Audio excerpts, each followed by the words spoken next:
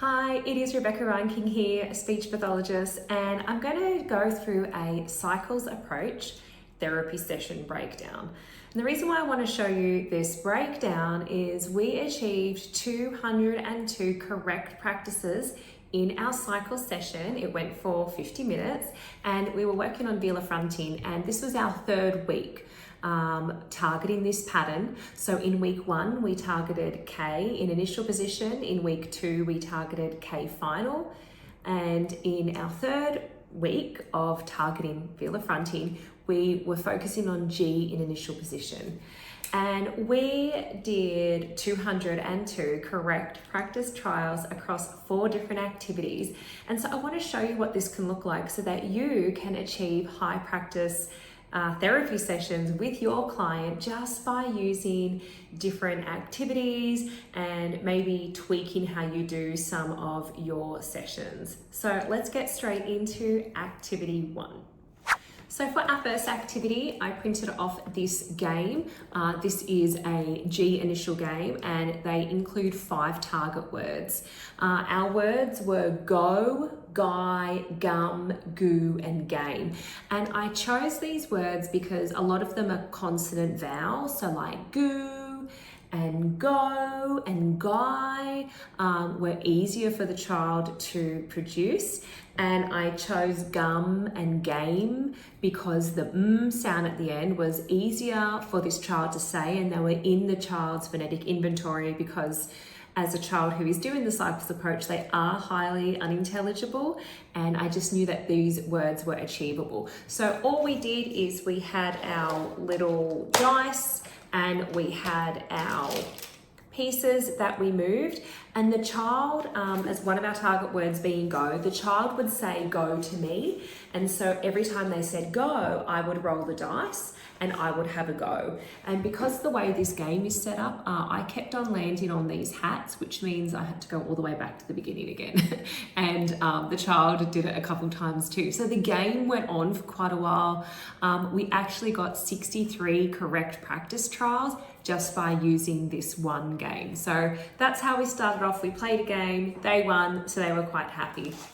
For activity 2, I decided to really hone in and focus on one of our target words because this child did find it quite hard to say the G sound. I did have to provide a lot of heavy cueing for them to be successful.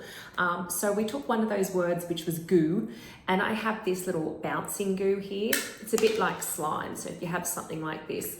And I had it out on the table, and because I still had this box of little mini objects on my table, I said to the child, let's say goo. And then every time you say goo, we're going to pick up one of these little mini objects and we're going to stick it in the goo. We had it all stretched out.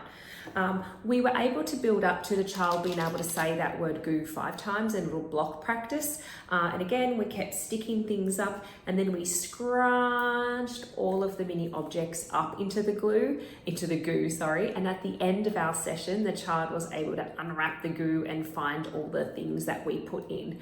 And I'm looking at my notes right now. Just by doing this one activity and the child being engaged, they achieved 55 correct practice trials with one of their target words, which was awesome. For our third activity, I decided to hop down on the floor because I often find that my students need a little bit of a break from tabletop activity, and the floor is a great spot. So I have these marbles here, and due to their size, we called them gum. We said they look like gum, or the gum balls, and gum was one of our target words. The other thing I'll let you know is that on the front of my box, I'll lift it up for you. This is one of my organizational hacks. You can see I wrote on here 35 marbles. So I know that if I do this one activity, which was all we had to do was roll the marbles and see if we could get them in here, like that. It was really, really simple, but it was really engaging and motivating for my student. I knew because I had 35 marbles that I would be getting 35 correct practice trials in here, because the child only rolled the marble if they said their word gum clearly and correctly. So that was a really nice little break from the table. For our fourth activity, we went back to a game. I have this game, it's called the Lucky Number Game. So it's oriented to the clinician, which is me, and to the child on each side of the table. And as you can see here, if you look at the child's view, we have our same 5 target words repeated across. And see these little numbers here? All the child had to do was roll a dice. Let's say they rolled a 3, they had to look on here and see where there was a number 3. Let's say this one, it's goo. And then they just put a counter on top, like that. So the whole aim of the game was to see who could cover their page first. So this was my half, that was the child's half. And by the way, they were also saying my target words too. So they weren't just saying their own. That's how I got 49 practices in this game. They were saying what we both landed on. And then as you whittle it down, you realize, you need to roll like a 4 and a 5 to win, or you might need to, get a 6 and a 4 to win. So at the start, there wasn't much competition, but as we got down to it and our counters were being covered up, it was really obvious that we were like, please get a 5 or a 3, please get a 5 or a 3. And it really added that competitive element at the end of the game.